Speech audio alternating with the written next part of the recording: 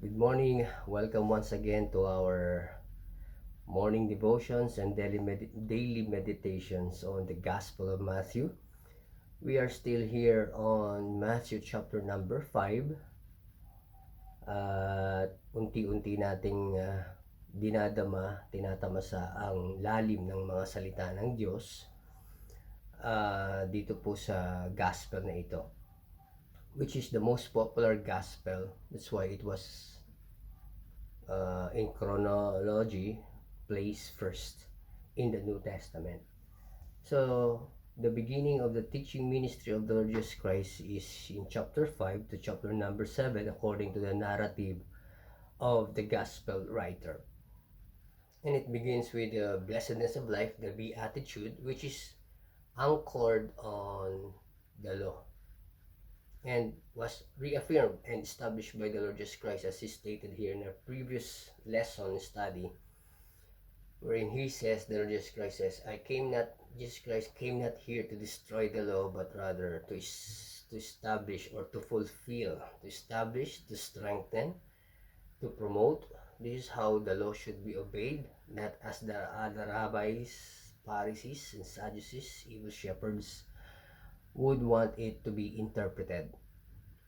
Jesus Christ fulfills the law. That means he relieves, he rerun, and re-establish or recapitulate the life and story and history of his chosen people, Israel. We could find that in all the chapters here in chapter number 5 in our previous in all the chapters from chapter 1 to chapter number 4. We see how it was rerun by the Lord Jesus Christ as clearly, which is the main theme of this gospel. And now we come to chapter 5 verses 21 to verse 26. Some would say that this is the antithesis, wherein Jesus Christ was now making his own teachings, or rather making a new command for all the believers of him, for his disciples. But what is happening here basically is what the rabbis would call building a fence around the law. The main principle is that if you have built the fence protecting the law itself, then chances are you will not be able to transgress or overstep the law. So what is happening here in the following verses and down the line, we could see that Jesus Christ was not making something new out of the commandments, but rather he was building a fence around what is already established, and that is the law. He came here not to destroy, but to fulfill. That is very clearly stated by Jesus Christ himself. So he is building a fence around the law, protecting the law. Sabi nga sa isang kasabihan, as the saying goes, if it's not broken, then do not fix it. And isa pa, sabi, if there's nothing new under the sun, if it's new, it's not true. If it's true, then it is not new. There's nothing wrong about the law. It was a perpetual law. There's a law for the Jews, and there's also a law for the sojourners, and for the Gentiles, and for the God-fearers. God has already established it. Jesus Christ, what quantifies or what qualifies the Lord Jesus Christ as being righteous and sinless, it is because he followed the law of the Old Testament given to Moses to the letter and how it should be obeyed. That's why he said he came here not to destroy the law, but to fulfill the law. So down the line, following these verses, we could find that Jesus Christ was building a fence around the law, protecting the law. So we find here in verse 21, what law is being protected here? Verse 21, you have heard that it was said by them of old time, thou shalt not kill, and whosoever shall kill shall be in danger of the judgment. Narinig ninyo na ito ay sinabi sa pamamagitan nila noong unang panahon, huwag kang papatay. at sino mang papatay ay mapapa sa panganib sa paghatol. So, Jesus Christ here is building a fence around the law, and the law that he is protecting here is that, as stated here, as stated in the Old Testament, in the Ten Commandments, thou shalt not kill. So what is the fence that he had built? Verse 22, but I say unto you that whosoever is angry with his brother without a cause shall be in danger of the judgment. And whosoever shall say to his brother, Raka, shall be in danger of the council. But whosoever shall say, thou fool, shall be in danger of hellfire. So if you are not angry with your brother, first thing, if you are not angry with your brother, then you will not transgress. The law that's being protected here is thou shalt not kill. So in the first place, if you are not angry, then chances are you are not able to kill. Another thing, if you will not say anything against or bad coming from your mouth, you're calling your brother fool or raka, then you will not be angry.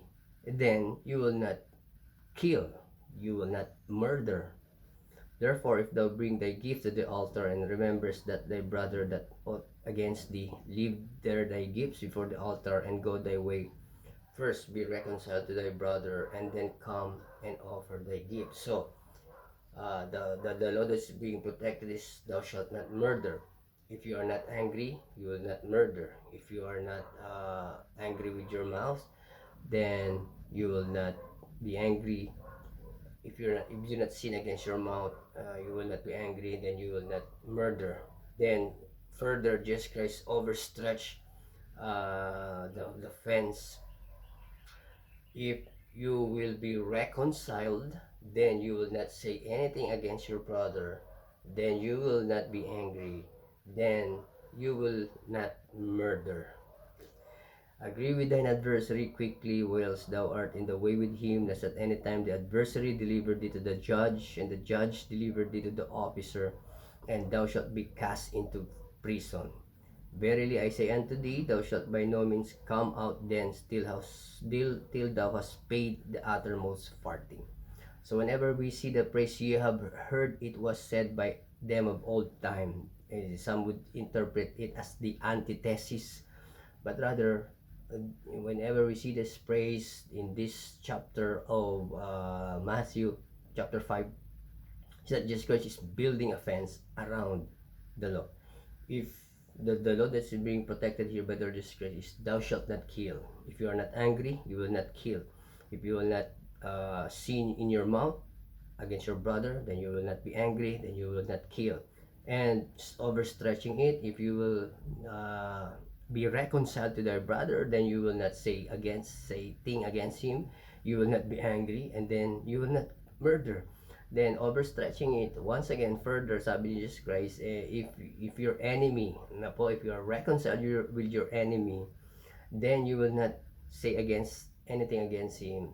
Then if you are reconciled, then you will not be angry, then you will not murder.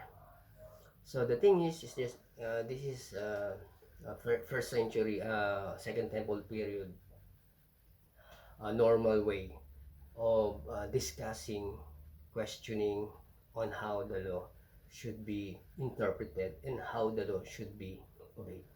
So the thing that Jesus Christ is saying here, telling us, is that ultimately, if we are reconciled, if we forgive, and if we have love our brethren, as stated there in the blessedness of life, blessed are the meek, not weak. You have the power to avenge yourself, but rather you will not use that power, but rather you will just be meek, you will just be forgiving, and you will be reconciling with the person that you are not in agreement with. Thus, you will not murder. Thus, you will not kill. So, madaling sabi, nga kapatid, ang sinasabi ng Panginoong Hesus dito, pinoprotektahan niya yung law na huwag kang papatay. At kung tayo'y, sabi nga kung gagawin natin yung mga bagay na ito na nagpoprotekta dun sa law, huwag kang magagalit, huwag kang magsasalita na masama, huwag kang mumurahin yung kaaway mo, at huwag kang Kung ikaw ay makikipag-isa, makikipagbati, makikipag-reconcile sa madaling sabi, then you will not, hindi ka papatay, you will not kill, you will not murder. So, bottom line, ang sinasabi ng Panginoon si Jesus dito ay tayo matutong magpatawad. Later on, he will teach it in the pattern for the Lord's Prayer, wherein he says that the pattern, he says there, forgive us our debts as we forgive our debtors. So, upang tayo hindi makagawa ng paglabag doon sa law, ay tayo'y magpatawad na lamang. Ano po? So, mas maganda na tayo magpapatawad sa buhay na ito upang gaya ng pagpapatawad na tinanggap natin. No? Forgiveness could only be dispensed for those that have experienced forgiveness in their life. Tayo pinatawad ng Panginoon sa ating mga kasalanan, so ganoon din po tayo. Matuto rin po tayo magpatawad. In the end, hindi tayo magkakasala by transgressing the law wherein it stated there, thou shalt not kill or thou shalt not murder. So, sa mga makikinig, sa mga nakikinig, sa mga taga-subaybay ng ating channel na ito, ang meditations po natin sa maghapon na ito ay magpatawad tayo. Ano po, sabi nga, let go and let God. Ano po, just forgive and forget. It only means that you will no longer dwell on the past, but rather have forgiven it, given it to God, you have let go of that, then we would have a blessed life. Ano po? So, in these following verses in chapter number 5, Jesus Christ is building a fence and protecting the law. So, pag ginawa natin itong mga bagay na ito, ultimately, we will not murder. Madaling sabi, tayo matutong magpatawad at makipag-isa. Marami pong salamat at pagpalain tayo ng ating Panginoon.